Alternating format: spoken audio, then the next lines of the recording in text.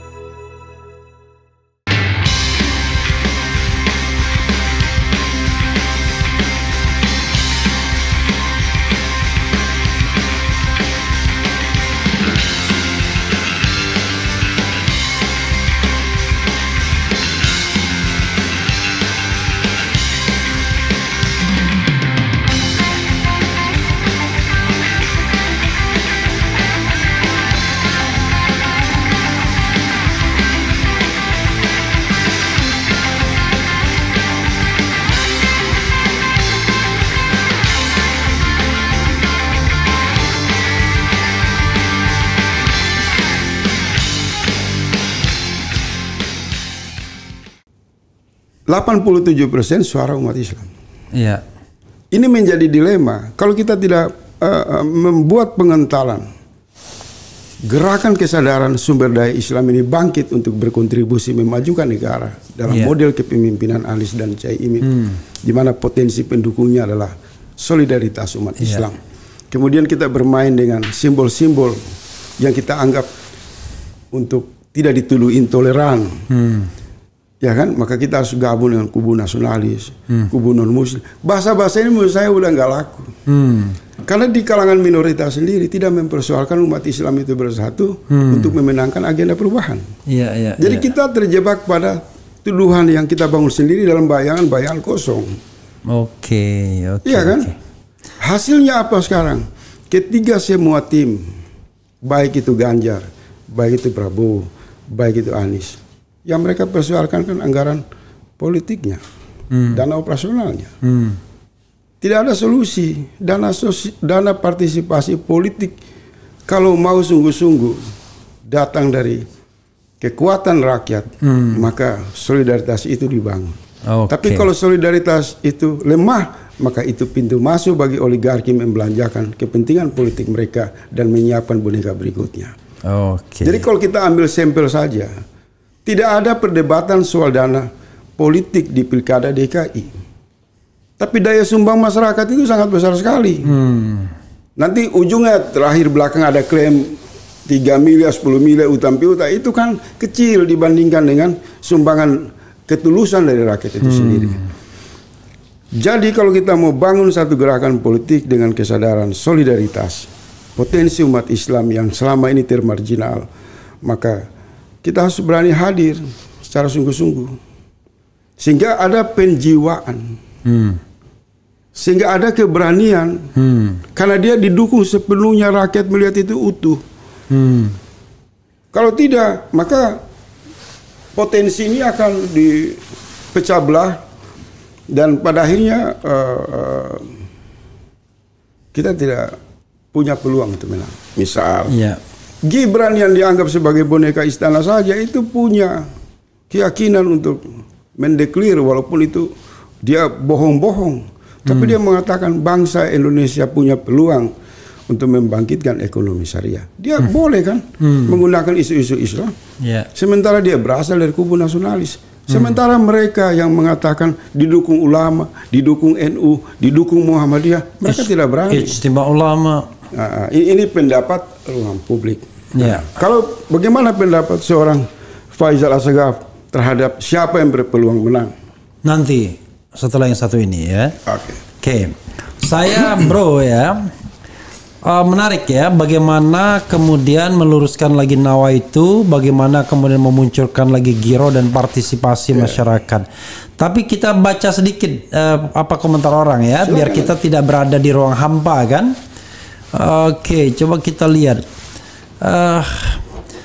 Manusia biasa ya, manusia biasa. Refli Harun, tolong ingatkan Gus Imin untuk tidak lagi berkali-kali omong. Harusnya saya yang jadi presiden seperti opening debat kemarin. Ini tidak etis dan membuat simpatisan dan relawan grassroots jadi disrespect ya, disrespect ke Caimin. Oke, ini menarik ya. Kalau ada mau panjang silakan, tapi pendek juga boleh. Gimana menurut Anda? Kan pada opening statement saya seharusnya debatnya minggu yang lalu katanya kan. Jadi walaupun main-main tapi ada nuansa seriusnya juga itu. Gimana menurut Anda? Saya kira itu biasa, tidak substansi. Tidak substansi, oke. Karena tidak substansi kita nggak usah kita pinikan ya. Itu bumbu-bumbu saja. Bumbu-bumbu saja. Bung RH, tim sukses Amin ditangkap kejaksaan dan Anies dilaporkan ke polisi. Apakah ini merupakan pembukaan atau ancaman demokrasi? Ini menarik ini. Coba Anda lihat ini lebih substantif. Iya.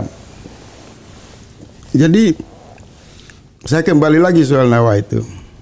Nawaitu itu menghasilkan satu produk politik yang cemerlang, bagus pada Pilkada DKI. Apapun tuduhan orang tentang intoleransi sebagai individu Muslim, saya bangga bahwa umat Islam itu pernah bersatu dengan modal persaudaraannya, semangatnya, kemudian menghadirkan rasa damai dan mereka menang di ruang demokrasi. Artinya demokrasi itu mampu dikendali oleh persatuan umat Islam. Nah, dalam konteks memperluas harapan itu dan muncul tokoh yang masih sama yaitu Pak Anies masuk di gelanggang nasional untuk menjadi calon presiden, maka dia harus kembali ke Nawaitu Pilkada itu. Dalam satu diskusi kecil sering saya mengatakan bahwa peristiwa Pilkada DKI dalam konteks historikal Islam itu bisa diambil sampel. Misal peristiwa Badar, kita tidak bicara perang tapi peristiwa. Realitas Badar itu karena begitu semangat keyakinan pada persatuan Islam, maka kemenangan itu dengan gampang. Dan no matter mengenai jumlah. Tetapi ketika Nabi ingin memperluas ekspansi dakwahnya, maka masuk tahap yang disebut pengujian yang lebih serius. Itu masuk pada peristiwa Uhud. Nah, di peristiwa sejarah Uhud itu satu pelajaran bagi umat Islam. Ketika mereka euforia, mulai berimajinasi untuk berbagi jabatan, berbagi harta, maka kemudian menimbulkan satu pukulan balik yang mengancam kepemimpinan Rasul. Dan contoh ini dihadirkan oleh Rasulullah sebagai satu warisan dasar perlindungan kita dalam konsolidasi gerakan perubahan. Nah, saya melihat 2024 dalam konteks hubungan pola relasi Anies yang diharapkan sebagai tokoh berlatar belakang akademis dan muslim dan Caimin berasal dari partai Islam, maka kemungkinan ikhtiar kita terhadap peristiwa Uhud itu harus disiapkan. Nah, dalam konteks itu ditanyakan tadi ada peristiwa misalnya di Surabaya penangkapan terhadap juru bicara tim Amin. Saya kemarin sudah ngomong peristiwa-peristiwa ini akan bermunculan. Kenapa? Karena sederhana. Karena yang dihadapi ini bukan satu proses demokrasi yang normal, di mana kekuasaan dimanipulasi secara terang dan telanjang, menghancurkan institusi MK untuk meloloskan anak dari presiden yang berkuasa. Kan baru pertama terjadi dalam demokrasi kita. Untuk meloloskan perwakilan dari keluarga inti atau dinasti politik, maka banyak berjatuhan korban. Salah satu korban adalah MK. Ya. Korban berikut adalah tarik-menarik, sandra-menyandra jelang penetapan calon presiden dan wakil presiden. Artinya kita memasuki satu orbit situasi politik nasional yang tidak biasa-biasa saja. Nah, karena dia tidak biasa-biasa saja dan kubu Amin adalah kubu yang membawa gerakan perubahan yang berhadapan dengan kekuasaan, suka tidak suka, maka kita juga harus melihat konsekuensi. Kalau Anda berhadapan dengan kekuasaan, sudah otomatis kekuasaan juga akan menggunakan semua jurus berhadapan dengan Anda. Nah, siapa yang kuat, kita akan lihat di dalam pertarungan ini kan. Sehingga pemilu ini oleh semua pihak dianggap tidak biasa-biasa saja. Yang kedua, sangat terang dan jelas. Jelang 2024 atau pemilu 2014, 2019 dan puncaknya 2024 ini, kekuatan representasi geopolitik yang diwakili Barat dan China itu bisa masih tetap adem-adem saja, tidak saling berhadapan. Dengan memperpanjang Freeport dan pertemuan Jokowi di Beijing, ya kan, kemudian kembali ke Indonesia mengumumkan pasangan Prabowo dan Gibran, publik menangkap dua kekuatan besar yang dapat mempengaruhi perjalanan demokrasi di Indonesia itu akur untuk sementara. Seolah-olah memberi gambaran kubu Barat dan China yang mewakili kekuatan Asia ini, mereka akan meloloskan calon yang direstui oleh representasi kekuasaan yang mereka percaya. Nah, di sini tampaknya Jokowi dan Prabowo percaya diri, lebih khusus Prabowo. Maka isu-isu satu putaran itu bisa muncul karena gangguan geopolitiknya tidak ada.